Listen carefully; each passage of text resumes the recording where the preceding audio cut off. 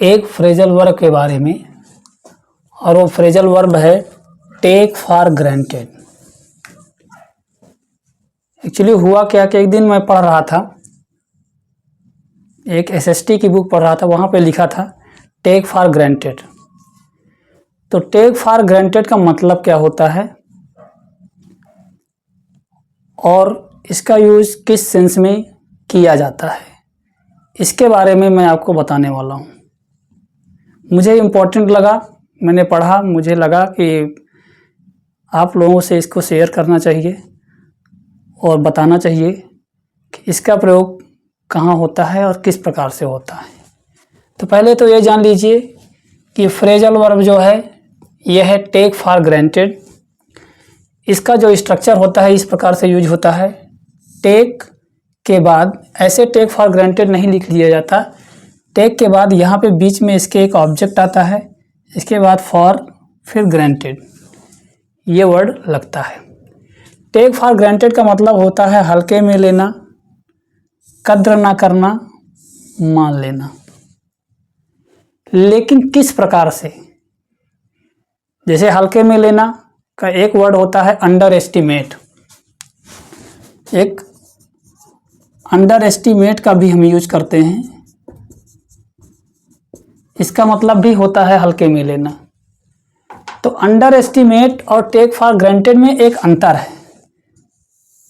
Under estimate क्या है और टेक फॉर ग्रांटेड क्या है? अंडर एस्टिमेट मीन्स होता है हल्के में लेना और टेक फॉर ग्रांटेड मीन्स भी होता है हल्के में लेना।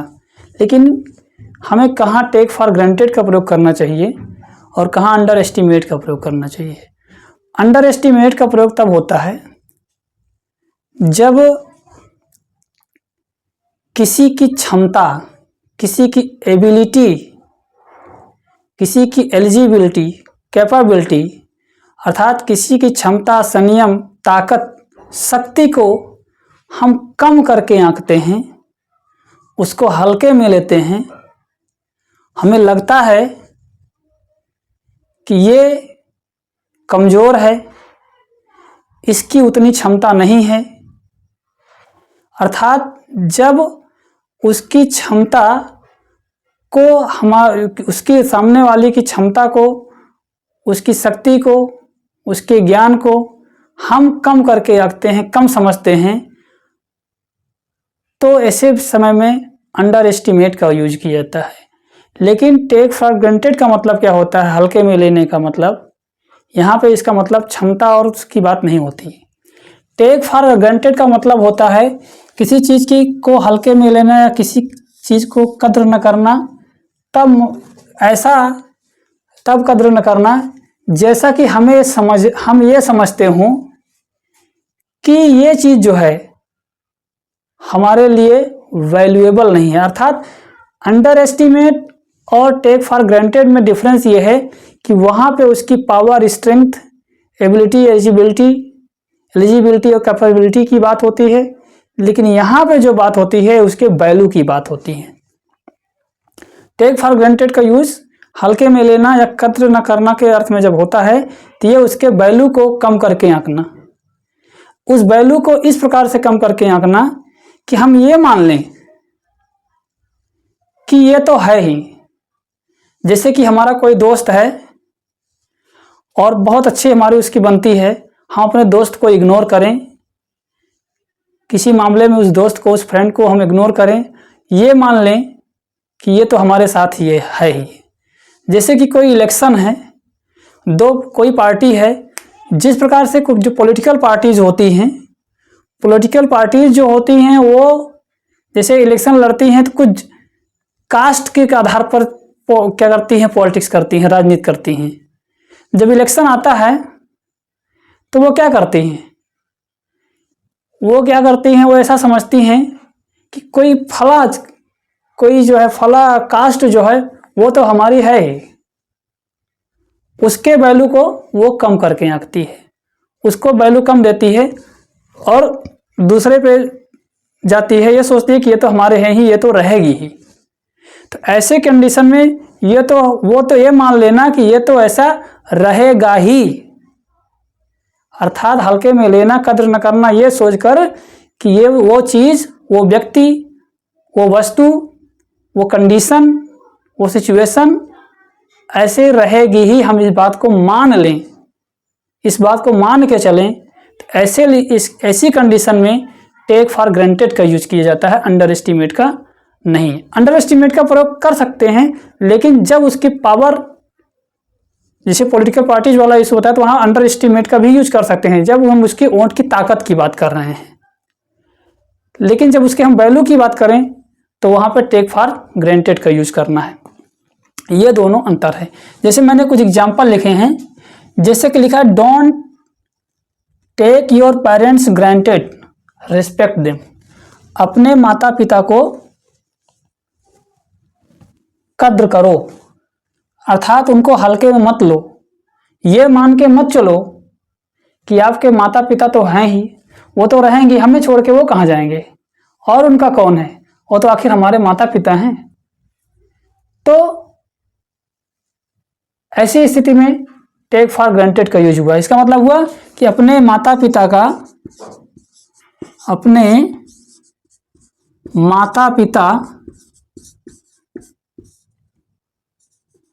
की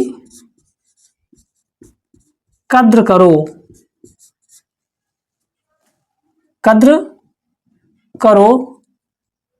उनका सम्मान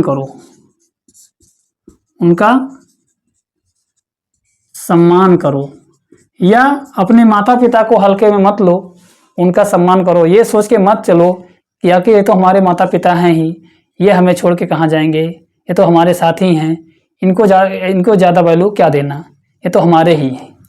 ठीक। दूसरा, जैसे many people take clean water for granted until they face shortage. इसका मतलब हुआ कई लोग पानी को हल्के में लेते हैं या कद्र नहीं करते जब तक कि उन्हें शॉर्टेज अर्थात कमी का सामना ना करना पड़े या ना करना पड़े। अर्थात ऐसा सोच के चलते हैं कि पानी जो है, जो वाटर है, पानी तो रहेगा ही, क्लीन वाटर कहाँ जा रहा है, इसलिए टोंटी को, टैप को खोल के उसको खुला छोड़ दिए, पानी बह रहा है। ऐसा मान के चलते हैं पानी सदा सर्वदा के लिए है, हमें पानी वेस्ट करेंगे, पानी बर्बाद करेंगे, कोई फर्क नहीं पड़ता है, उससे उसका कोई फर्क नहीं पड़ता, ऐसा सोच के चलते हैं और पानी को वेस्ट करते हैं, और अंततः बाद में पानी की शॉर्टेज का सामना करना पड़ सकता है या पड़ता है। दूसरा है, अब ऐसा है, अगला है कि जैसे कि ही टूक हिज पॉवर्टी फॉर ग्रांटेड। अब यहाँ पे एक अर्थ इसका और है, इसे मान लेना, हल्के में लेना, यानी कि वो जो है ही टूक हिज पॉवर्टी फॉर ग्रांटेड, उसने क्या किया, उसने अपनी गरीबी को सामान्य मान लिया। इसका मतलब क्या हुआ, अर्थात उसने गरीबी को वैल्यू नहीं दिया, ये मान लिया कि गरीबी तो रहेगी ही, ये कहाँ जाने वाली है, ये गरीबी जो है उसने एक्सेप्ट कर लिया इस बात को, इस poverty, this kind of poverty is a part of my life, it is not going to leave me, ये मुझे छोड़ने वाली नहीं है, ये गरीबी हमारे जीवन का हिस्सा है। इस प्रयास में या इस सोच करके गरीबी को भगाने का, गरीबी से ऊपर आने का कोई प्रयास ही नहीं करता है। तो यह हुआ टेक फॉर ग्रांटेड का एक एग्जाम्पल। और दूसरा है I take my enmity with him for granted, अर्थात मैं उसके साथ अपनी गरीबी को, अपनी दुश्मनी को या शत्रुता को